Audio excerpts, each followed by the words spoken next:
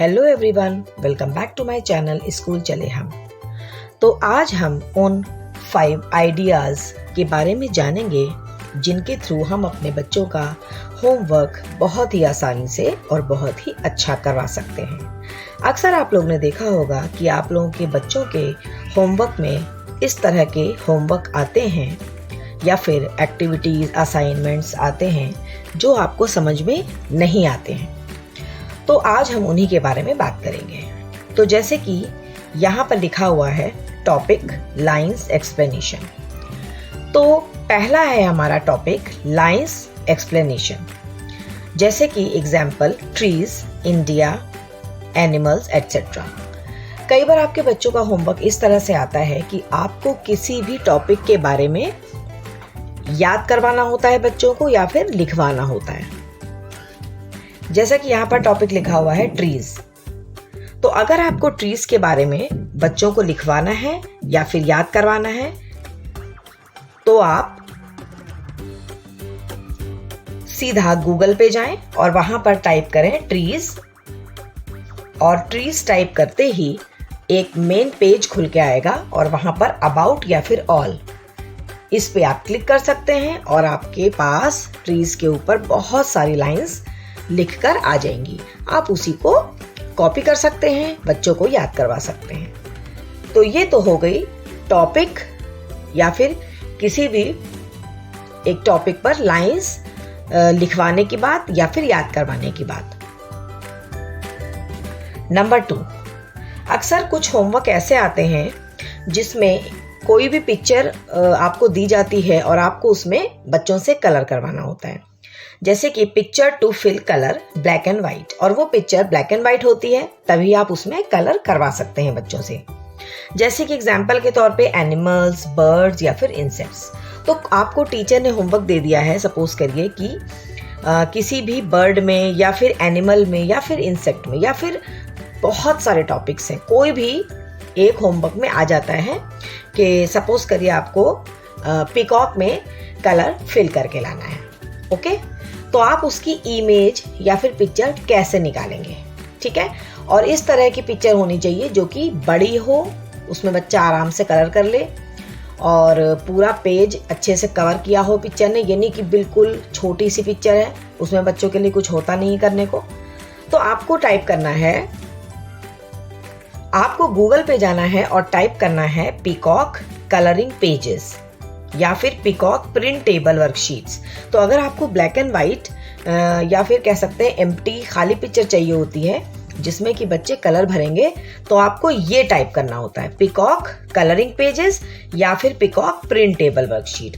अब पीकॉक की जगह पे कुछ भी हो सकता है जो भी आपको होमवर्क आया है। तो ध्यान रखिएगा, अगर आपको ब्लैक एंड वाइट पिक्चर चाहिए,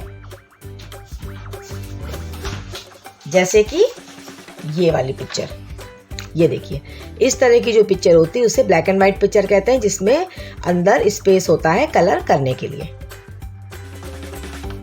तो इस तरह से आप पीकॉक कलरिंग पेजेस या फिर पीकॉक प्रिंटेबल वर्कशीट डाल के कोई भी टॉपिक आप निकाल सकते हैं जिसमें बिल्कुल एम्प्टी पिक्चर आएगी और बच्चा उसमें कलर या फिर जो भी मैम ने दिया है वो कर सकता है।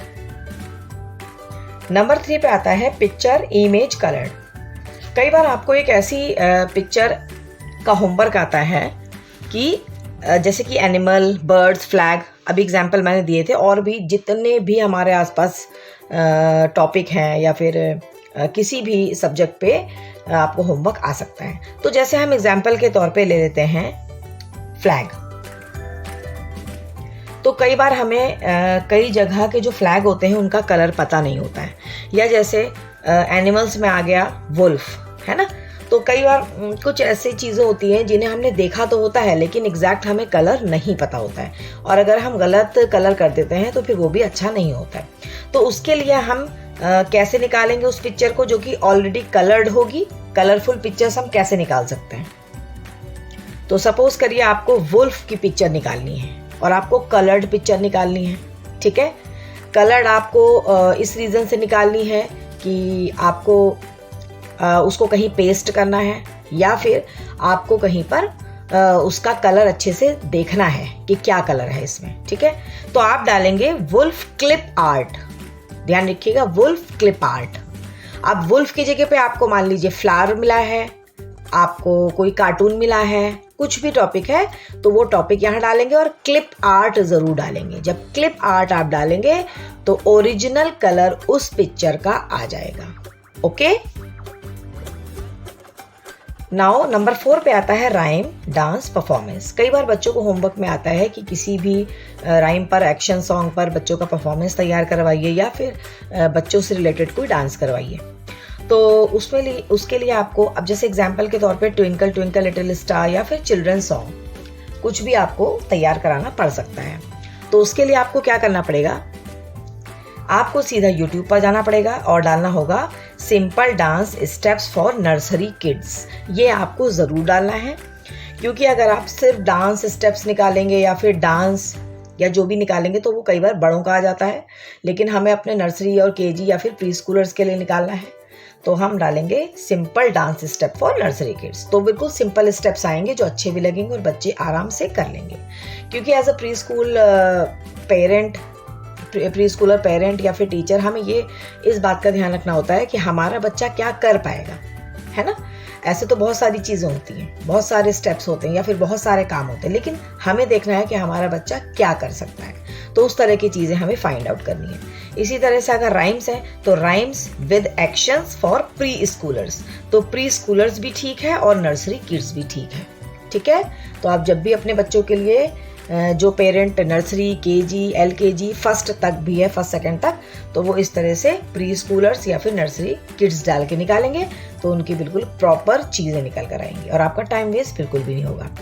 इसी तरह से हर तरह की वर्कशीट्स के लिए भी आप अगर कुछ भी डालेंगे, मान लीजिए आप वर्कशीट निकाल लें तो वर्कशीट फॉर प्री स्कूलर्स या फिर वर्कशीट फॉर नर्सरी किड्स, ठीक है। तो आप नर्सरी किड्स, प्री स्कूलर्स ये वर्ड यूज़ कर सकते हैं अपने किसी भी चीज़ को निकालने के लिए। Now last but not the least, अब आता है how to edit a picture for homework और असाइनमेंट।